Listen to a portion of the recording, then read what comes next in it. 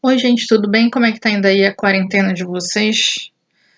Eu resolvi gravar uma videoaula aqui rapidamente de redação e a gente vai comentar uma redação nota 1000 que já foi uma redação nota 1000 do ano passado, 2019, tá?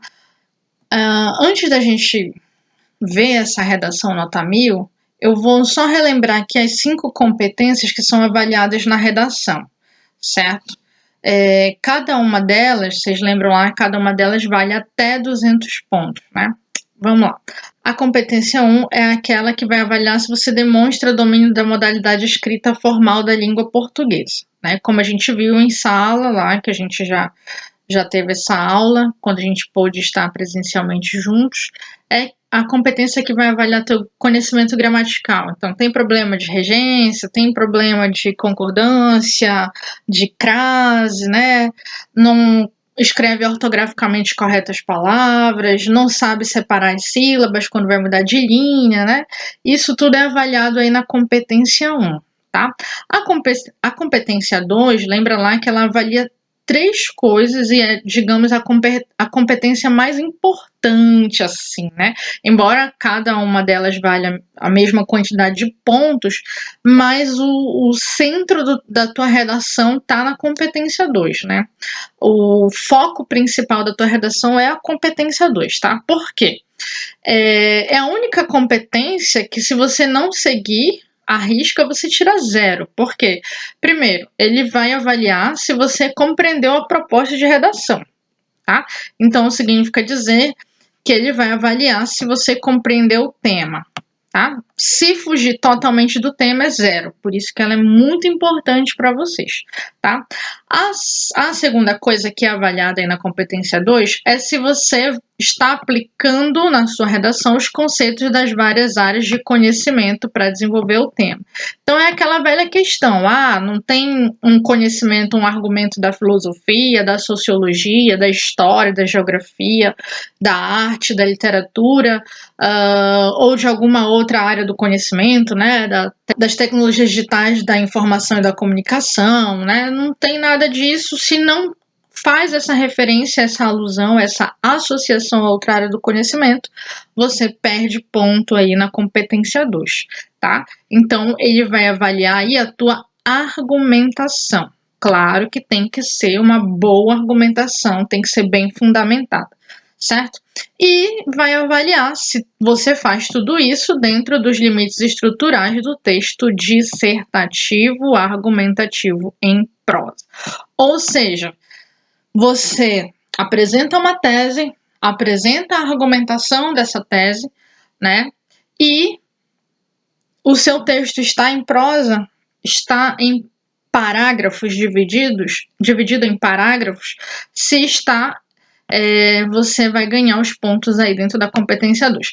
Lembrando que aqui a gente tem também, no caso, isso está relacionado à estrutura do texto. Essa dissertação argumentativa, né? Se você escreveu o texto de forma dentro dessa estrutura de texto, tá bem?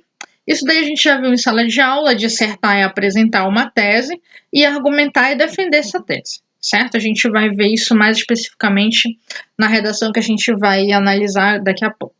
E competência 3, selecionar, relacionar, organizar e interpretar informações, fatos, opiniões e argumentos em defesa de um ponto de vista. Lembrando que, trocando tudo em miúdos, a gente tem a avaliação da tua coerência. Você segue uma sequência lógica de ideias, você estabelece uma sequenciação de ideias no teu texto, ou as tuas ideias estão todas bagunçadas, você escreve da forma como você pensou, você não organizou a estrutura da sequência das ideias, né? E a competência 4, demonstrar conhecimento dos mecanismos linguísticos necessários para a construção da argumentação. Ou seja, trocando em miúdos, o que vai avaliar a competência 4? A tua coesão. Tá.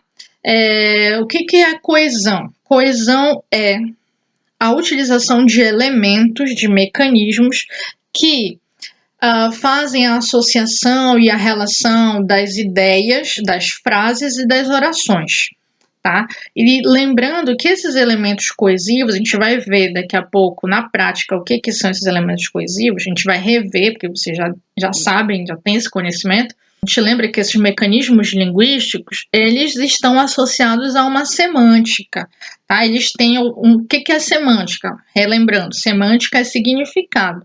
Então, a gente tem uma associação ao significado. Lembrando que se você utilizar um termo coesivo fora daquela ideia, daquele significado, você errou aí, ele quer dizer outra coisa, você perde ponto na competência 4. Tá bom? E a competência 5 vai avaliar aí se você sabe elaborar proposta de intervenção para o problema abordado, respeitando sempre os direitos humanos. Ou seja, o que é avaliado aí? A tua proposta de intervenção. Tá bem? Então, a proposta de intervenção aqui é avaliada. A gente vai ver daqui a pouquinho o que a gente tem que fazer para uma proposta de intervenção ser bem feita. A gente já viu em sala de aula, eu vou só relembrar para vocês, tá? Muito bem. Aí, eu falei para vocês durante as nossas aulas ainda presenciais que a redação do Enem sempre traz um tema que é um problema social, tá? Sempre o tema da redação vai ser um problema social. E como um problema social, vai ter possíveis causas e possíveis consequências, né? E eu falei para vocês que a gente vai usar essa maneira de desenvolver o tema da redação, né? O parágrafo de desenvolvimento, a gente vai trabalhar com causas e consequências, porque é uma maneira mais simples. Não que exista só essa, nós temos outras. Inclusive, eu vou mostrar daqui a pouquinho no próximo slide, que a gente pode ter o desenvolvimento só com causas e pode ter o desenvolvimento só com consequências. Vai depender aí do tema da redação. Mas é mais simples e mais tranquilo, para a gente não ter medo de errar, para a gente não ter problema de errar, desenvolver em causas e consequências. Muito bem, então o que a gente vai fazer? No primeiro parágrafo, o que eu vou fazer? Apresentar o tema da redação e a minha tese. Ah, professora, mas o avaliador já sabe qual é o tema da redação. Eu sei que ele sabe, mas ele quer saber se você sabe introduzir um texto dissertativo argumentativo. E na introdução você tem que apresentar o tema e apresentar a sua tese.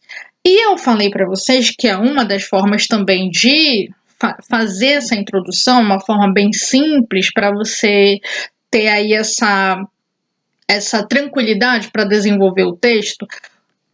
Depois que apresentar o tema e a tese, você cita a causa e a consequência que você vai desenvolver nos parágrafos seguintes, tá? Para ficar um texto bem organizadinho e bem tranquilo para você não se perder no meio do desenvolvimento, tá? É basicamente isso. Professora, o texto que a senhora mandou pra gente, a redação que o seu marido fez, não tinha essa citação aí da causa, da consequência, do que ele ia desenvolver nos parágrafos de desenvolvimento. É verdade, como eu disse para vocês, isso aqui não é a única forma de se fazer. Tem outras, existem outras. Essa é a mais simples, tá? Então, no segundo parágrafo, o que a gente vai desenvolver? A causa. A causa que a gente citou bem aqui, ó, no parágrafo de introdução, certo? No terceiro parágrafo, a gente desenvolve a consequência, tá? Que a gente citou aqui, ó, no primeiro parágrafo, certo? E no quarto parágrafo, a gente retoma a nossa tese e propõe a intervenção. Lembrando lá quais são as 4 perguntas que nós temos que responder para ganhar 200 pontos na proposta de intervenção.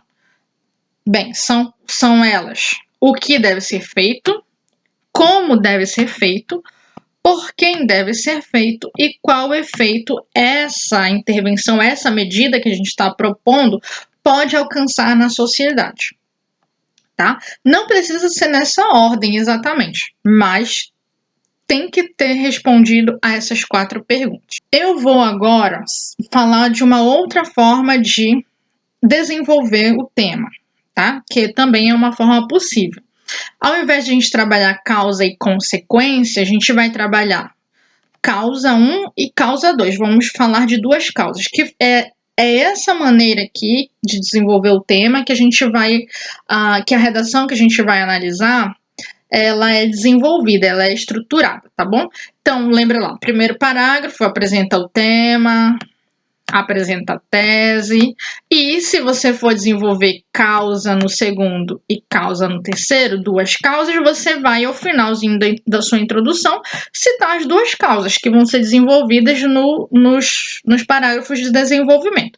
Aí no segundo parágrafo você desenvolve a primeira causa que você falou aqui, ó, e depois você, no terceiro parágrafo, você desenvolve a segunda causa, certo? E no último parágrafo, retoma a tese e propõe a intervenção.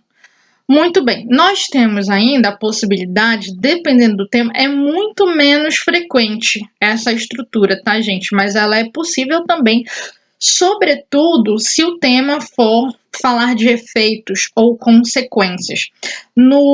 Na segunda aplicação do Enem, acho que foi 2018, nós tivemos um tema chamado consequências, eu não lembro exatamente o tema, mas era sobre padrão de beleza, né?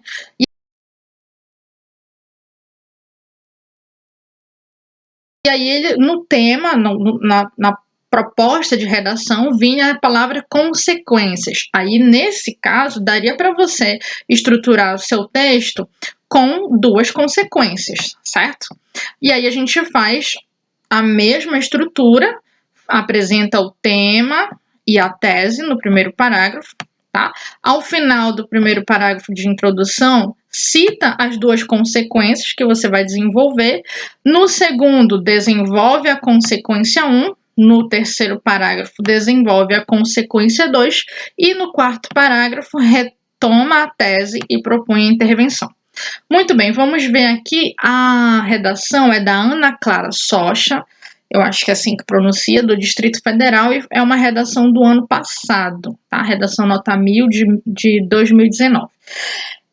Percebam aí, vocês vão perceber em azul, tanto nesse slide quanto nos próximos que virão, tudo que estiver em azul, as palavras que estiverem em azul ou expressões, são conectivos, tá? Ou seja, coesão, competência 4, tá? Ela começa assim, ó. Embora a Constituição Federal de 1988 assegure o acesso à cultura como direito de todos os cidadãos, percebe-se que na atual realidade brasileira não há o cumprimento dessa garantia, principalmente no que diz respeito ao cinema. Ou seja, vou só relembrar o tema da redação, que é a democratização do acesso ao cinema no Brasil, certo? Nesse caso, ela já faz aí a relação da apresentação do tema, né? Percebam que ela coloca aqui realidade brasileira, ela ambienta na Constituição Federal aqui do Brasil, né, de 88, e fala a questão do cinema, né, que a gente não tem essa garantia, ou seja, o acesso ao cinema não é democrático, porque não há o cumprimento dessa garantia, tá?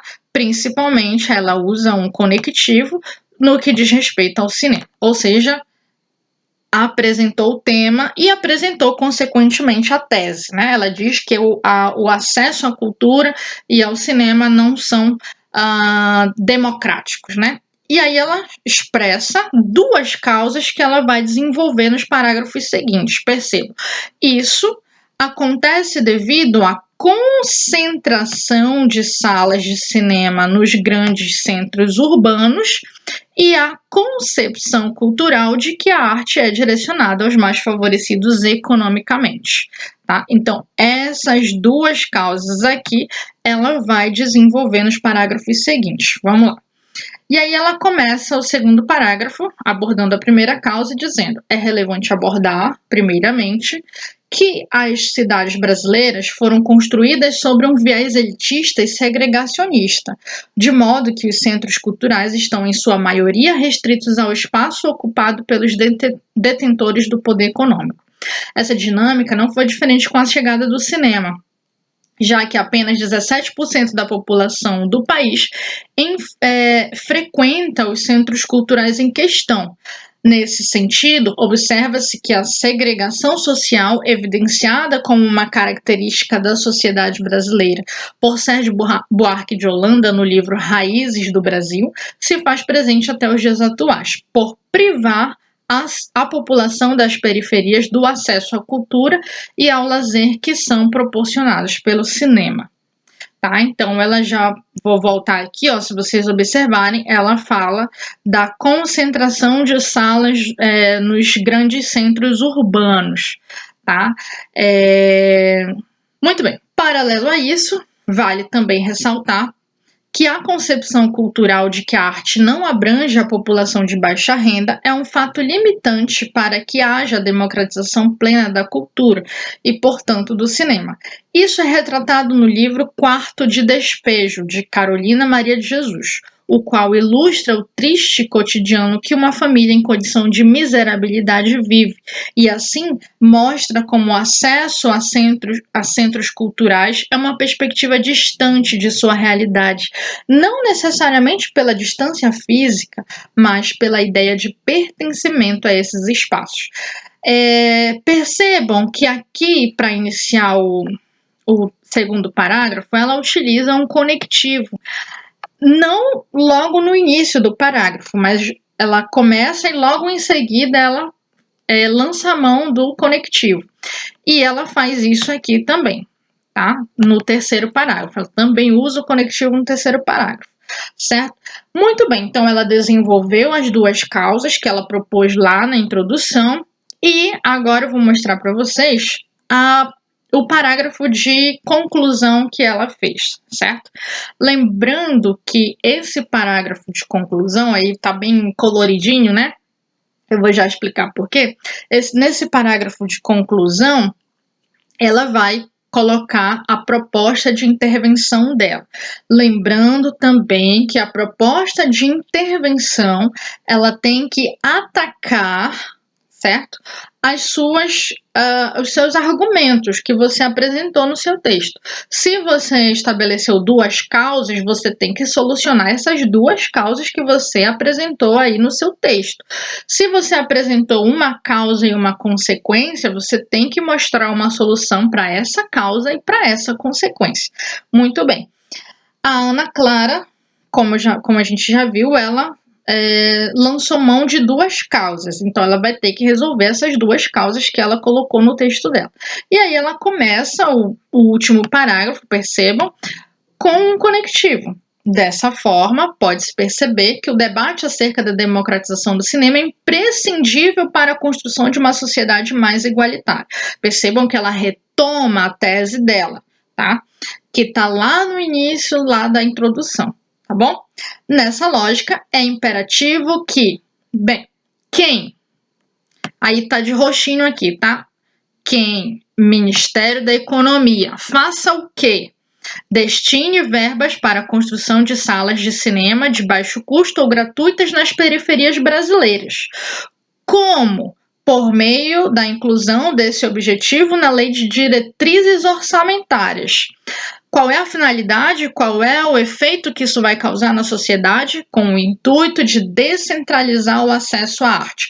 Ela disse que, eu vou voltar aqui, tá? Só para a gente ver, que ela disse, que a concentração das salas de cinema está nos grandes centros urbanos, né? Ela resolve, então, essa primeira causa que ela disse na introdução e desenvolveu no segundo parágrafo, certo?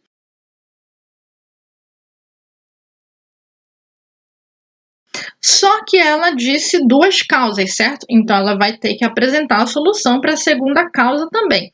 E aí, ela começa aqui, Além disso, percebam o conectivo, cabe a quem? As instituições de ensino fazer o quê?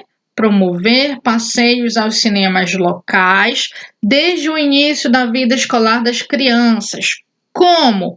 Mediante a autorização e contribuição dos responsáveis.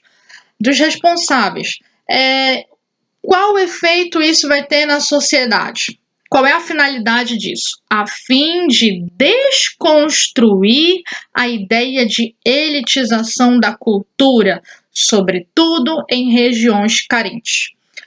Feito isso, a sociedade brasileira poderá caminhar para a completude da democracia no âmbito cultural. Percebam que ela amarra aí e fecha o texto, colocando a intervenção para a segunda causa. Vou voltar aqui para vocês verem, ó.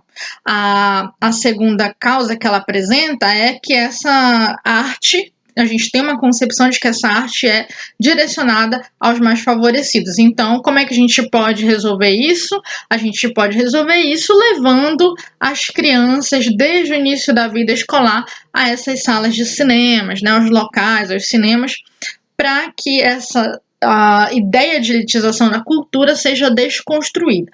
Percebam também que aí, para um efeito mais estilístico, né, mais para ficar bonitinho, né, ela coloca no final, aqui ó, feito isso, a sociedade brasileira poderá caminhar para a completude da democracia no âmbito cultural. Professora, mas por que ela fala isso? Porque bem aqui no início, na introdução dela, ela diz, ó, na atual realidade brasileira não há o cumprimento dessa garantia, tá? Ela diz que a gente não tem a garantia, essa democracia, no caso do cinema aí, né? E aí ela fala que através dessas propostas que ela lança a mão aqui na intervenção, a sociedade brasileira vai poder caminhar e alcançar essa completude da democracia aí no âmbito cultural, certo? Muito bem. Eu espero que vocês tenham gostado. Qualquer dúvida, estou por aqui. E vou tentar fazer algumas videoaulas mais à frente para a gente ir trocando ideias aí, tá bom? Beijos e abraços virtuais para vocês.